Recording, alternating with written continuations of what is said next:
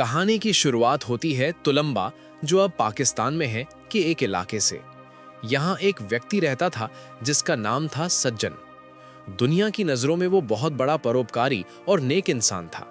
उसने रास्ते के किनारे एक बहुत बड़ी और सुंदर हवेली बनाई थी। सज्जन ने अपनी हवेली के एक तरफ मस्जिद बनवाई थी और दूसरी तरफ मंदिर। वो सफ़ेद लिबास पहनता, गले में माला डालता और माथे पर तिलक लगाता था। जब भी कोई यात्री वहां से गुजरता, सज्जन बड़ी नम्रता से हाथ जोड़कर कहता, ए मुसाफिर, रात बहुत हो गई है, आगे का रास्ता खतरनाक है। मेरी इस कुटिया में आराम करो, खाना खाओ और सुबह अपनी मंजिल की ओर बढ़ जाना। लेकिन इस सफेद चोले के पीछे एक खौफनाक भेड़िया छिपा था।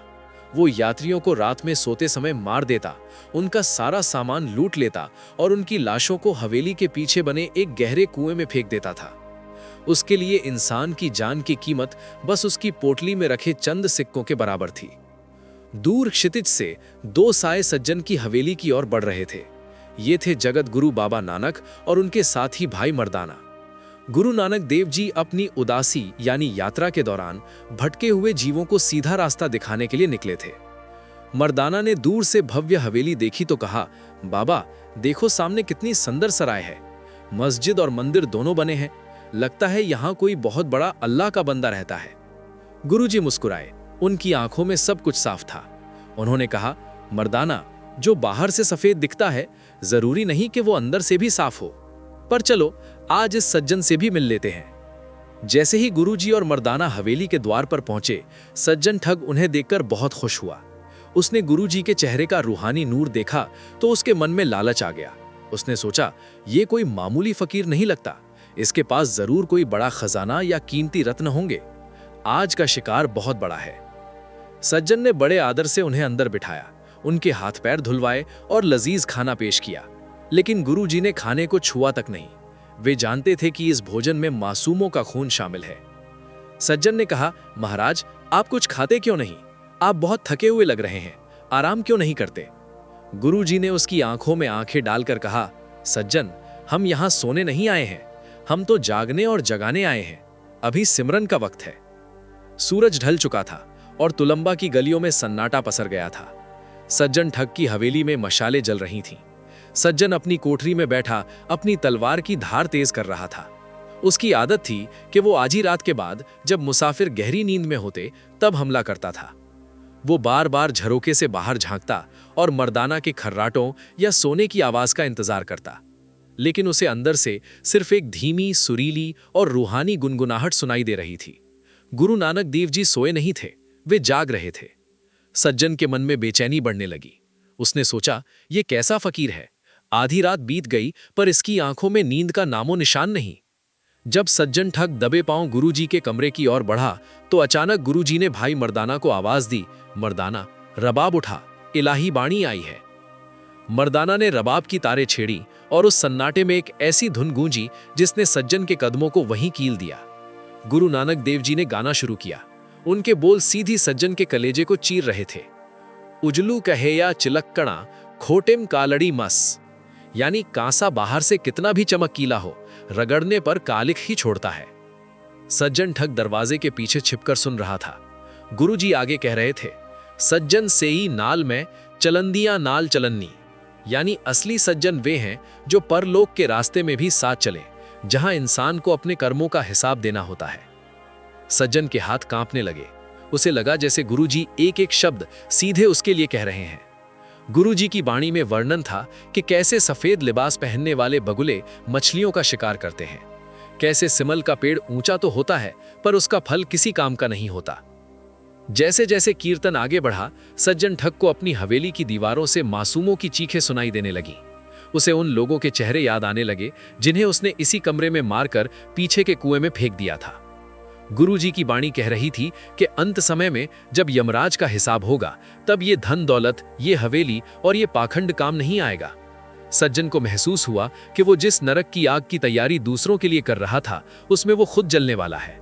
उसे अपनी सफेद चादर पर मासूमों के खून के धब्बे नजर आने लगे। उसका अहंकार टूट गया। उसकी तलवार उसके हाथ से छूटकर गिर पड़ी। वो शख्स जिससे पूरा इलाका थरथराता था, आज एक फकीर के शब्दों के सामने पानी पानी हो गया। सज्जन भागता हुआ कमरे के अंदर आया और धड़ाम से गुरु नानक देव जी के चरणों में गिर पड़ा। वो फूट फूट कर रोने लगा। उसके आंसू गुरु जी के पैरों को भिगो रहे थे। उसने कांपती आवाज में कहा, महाराज मुझे बचा लीजिए, मैं सज्जन नहीं, मैं तो इस दुनिया का सबसे बड़ा पापी और ठग हूं। मैंने ना जाने कितने घर उजाड़े हैं, कितनी माताओं की गोद सूनी की है। क्या मेरे जैसे दरिंदे के लिए भी खुदा के घर में कोई जगह है? गुरुजी ने करुणा भरी नजरों से उसकी ओर देखा। उनकी आंखों में गुस्सा नहीं, बल्कि एक भटके हुए जीव के लिए दया थी। गुरुजी ने कहा, सज्जन, खुदा के घर में देर है, अंधेर नहीं, लेकिन माफी का रास्ता आसान नहीं होता। क्या तू सच में बदलना चाहता है? सज्जन ठग गुरु नानक देव जी के चरणों में गिरकर जार जार रो रहा था। उसके भीतर की कालिख आंसुओं के रास्ते बाहर निकल रही थी। उसने सिसकते हुए पूछा, सच्चे पातिशाह, मैंने अपनी हवेली के पीछे जो कुआं खोदा है वो केवल पानी का नहीं, निर्दोषों के खून और उनकी अस्थियों का है। क्या ये दाग कभी धुल पाएंगे? गुरुजी ने शांति से कहा, सज्जन, पाप को स्वीकार कर लेना ही उसकी मुक्ति की पहली सीढ़ी है। लेकिन केवल रोने से हिसाब बराबर नहीं होता। तुझे उस धन का त्याग करना होगा जो दूसरों के दुख से पैदा हुआ है। जा, इस हवेली के सारे दरवाजे खोल दे और जो कुछ भी तूने लूटा है उसे गरीबों और जरूरतमंदों में बांट दे। सज्जन ने गुरुजी की आज्ञा को सिर माथे पर रखा। जिस हवेली में कभी मौत का सन्नाटा रहता था, आज वहां पश्चाताप की लहर थी। उसने अपनी तिजोरियां खोल दी। वो सोना, चांदी और कीमती वस्त्र जो उसने यात्रियों की हत्या करके बटोरे थे, उन्हें अपने हाथों से बांटना शुरू किया। सबसे कठिन क्षण तब आया जब उसे उस कुएं की सफाई करनी थी। सज्जन ने स्वयं उस कुएं में उतरकर उन अवशेषों को निकाला जो उसके क्रूर इतिहास की गवाही दे रहे थे। उसने हर एक आत्मा के लिए अरदास की और गुरुजी से उनके उद्धार की भीख मांगी। सज्जन अब पूरी तरह बदल चुका था। उसका सफेद चोला अब ढोंग का नहीं, बल्कि सादगी का प्रतीक था। गुरुजी ने उसे उपदेश दिया कि अब से ये हवेली यात्रियों को लूटने के लिए नहीं, बल्कि उनकी सेवा के लिए इस्तेमाल होगी। यही वो स्थान था जिसे इतिहास में पहली धर्मशाला के रूप में जाना गया।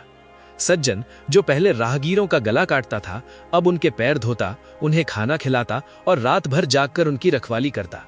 उसने अपना शेष जीवन प्रभु सिमरन और मानवता की सेवा में समर्पित कर दिया।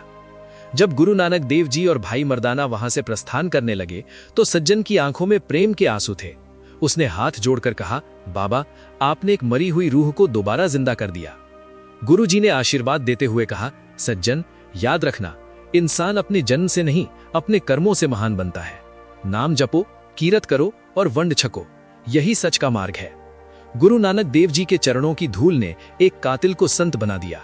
सज्जन ठग की ये कहानी हमें सिखाती है कि चाहे अंधेरा कितना भी गहरा क्यों ना हो, ज्ञान की एक छोटी सी किरण पूरे जीवन को रोशन कर सकती है। इतिहास गवाह है कि वो हवेली जो कभी खौफ का ठिकाना थी, गुरु की कृपा से मानवता का मंदिर बन गई। जो बाहर से उजला है और अंदर से काला, वो कांसा है, पर जो गुरु की शरण में आकर खुद को घिस देता है, वही असली सज्जन है। तो संगत जी, ये थी कहानी उस सज्जन की जो गुरु की एक दृष्टि से ठग से संत बन गया। हमें उम्मीद है कि इस साखी ने आपके जीवन को नई प्रेरणा दी होगी। अगर आपको ये कहानी पसंद आई हो तो कृपया हमारे चैनल को लाइक करें, इसे अपने परिवार और मित्रों के साथ शेयर करें और नीचे कमेंट बॉक्स में वाहेगुरु जी लिखकर अपनी हाजिरी जरूर लगवाएं। ऐसी ही और अनमोल साखियों और आध्यात्मिक कहानियों के लिए हमारे चैनल को सब्सक्राइब करना न भूलें। वाहेगुरु जी का खालसा, वाहेगुरु जी की फतेह।